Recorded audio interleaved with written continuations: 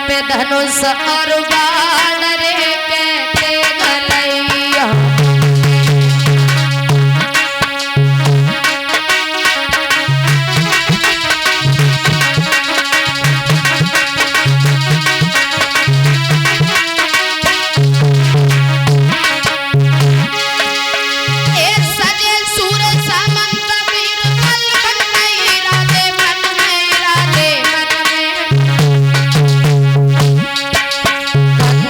धनुष और बाण रे कहते गलैया तन में। अरे हाथी चढ़ैया हाथी चढ़ गए पपिया घोड़ा न पे यशवा। और चढ़ घोड़ा पे राजा चल गए बीच बनी में पहुंचेगा।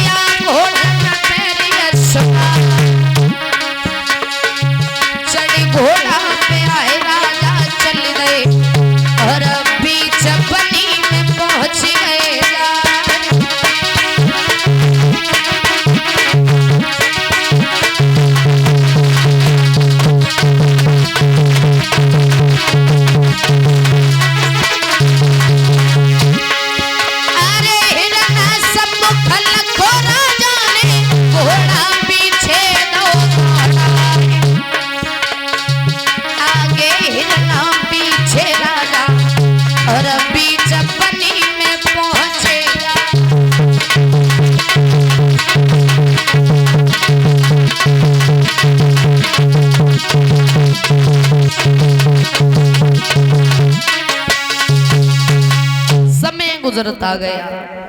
महाराज जब शिकार करने के लिए चले तो सामने से एक हिरन को देखा उन्होंने। वो हिरन कोई और नहीं, वही देव ऋषि नारद जो सुनीति को वचन दे करके आए थे। आज महाराज के सामने से निकले तो महाराज ने अपना घोड़ा पीछे दौड़ा दिया। दौड़ते दौड़ते बीच वन में पहुंच गए। उस हिरन का वध न कर पाए महाराज, साथियों से बिछुड़ गए। आधी रात हो गई।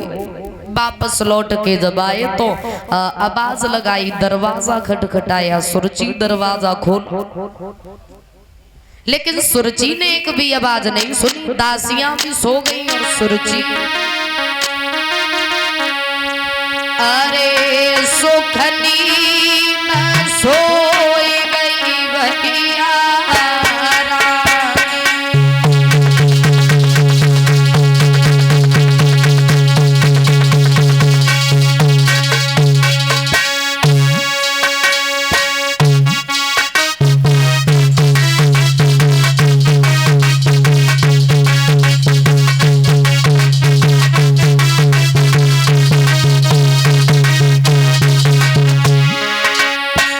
अरे सुखनी सोई गई भैया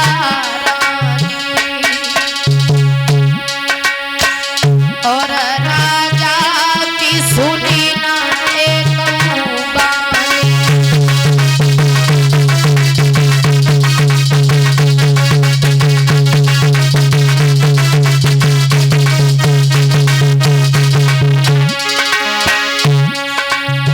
अरे जब ख्याल सुनीति को आयो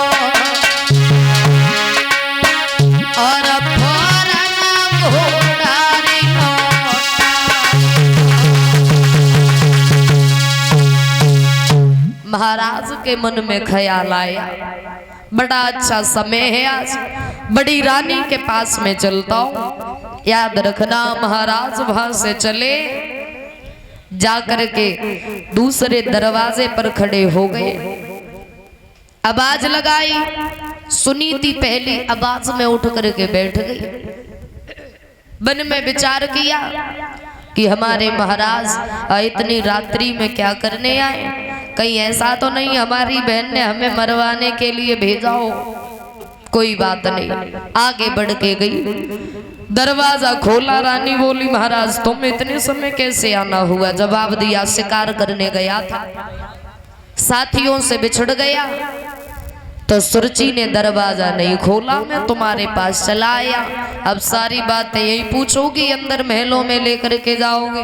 तो आज रानी ने अपने पति की उंगली को पकड़ा और लेकर के चल देती है। महारानी सुनीति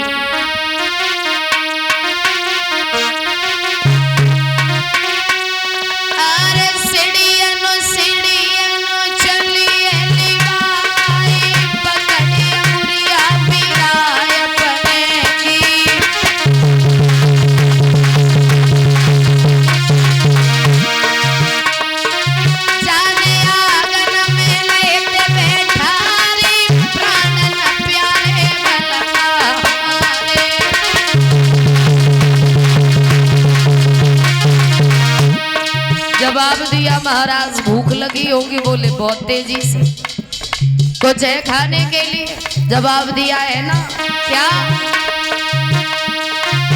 आधी रोटी आई जो की धरी,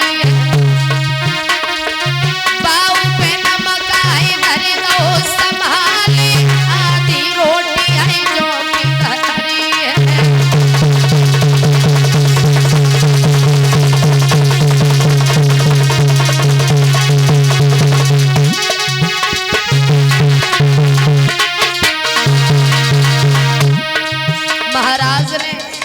जौ की रोटी नमक के साथ में खाई तो वो पहला निवाला गले से नीचे नहीं उतरा। जवाब दिया रानी ये रोटी हमसे एक वक्त नहीं खाई जा रही है, तुम इस रोटी को रोजाना कैसे खाती हो? तो रानी ने एक बात कही महाराज समय है और समय के सामने किसी की पेश नहीं जाती। समय समय की बात समय पर ज्ञान, और समय पे निकले धूप समय पे बरसे पानी।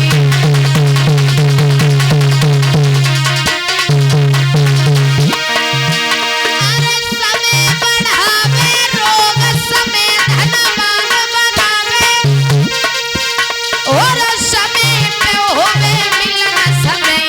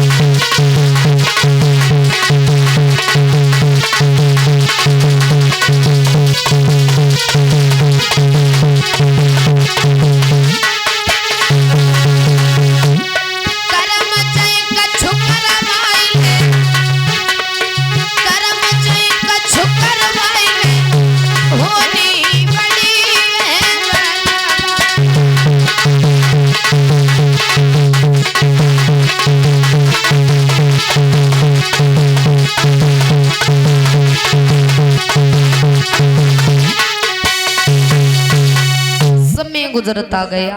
महाराज घर रहे जान में ले गई धमका, और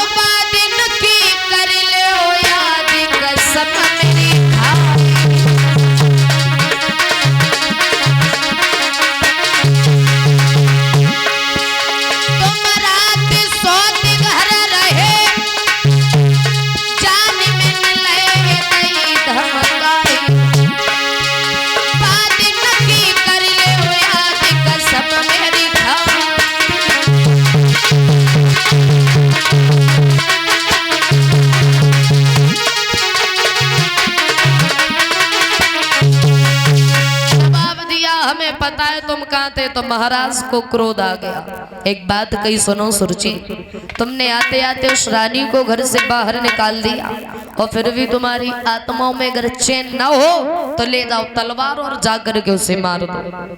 सुरुचि चुप हो गई। महाराज क्षमा करना, हमने सोचा तुम उसके घर पर थे। याद रखना भैया, कहते हैं दोनों रानियों ने गर्भ धारण किया।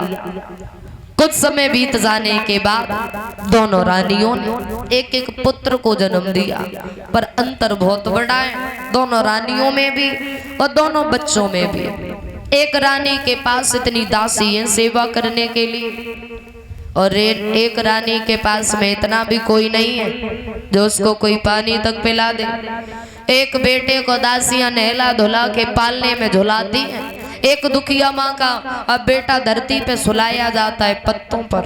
बारिश समय गुजरा, सुनीति से पुत्र पैदा हुआ, उनका नाम रखा ध्रुव, और जो सुरुचि से पुत्र पैदा हुआ उनका नाम रखा उत्तम। बोलिए वाके बिहारी लाल की। एक प्यारा सा कीर्तन तालियों के साथ। अरे दीन कहे धनवान सुखी और धनवान कहे सुख राजा कुंवारी।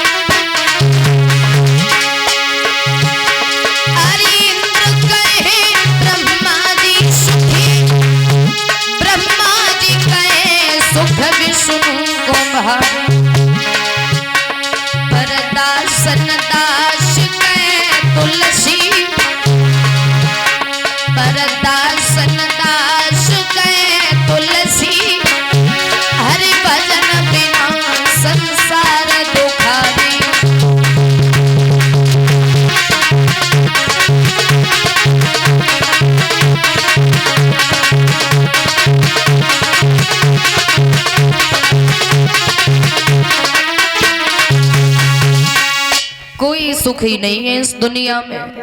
महाराज के घर में किसी भी चीज की कमी न थी, अगर कमी थी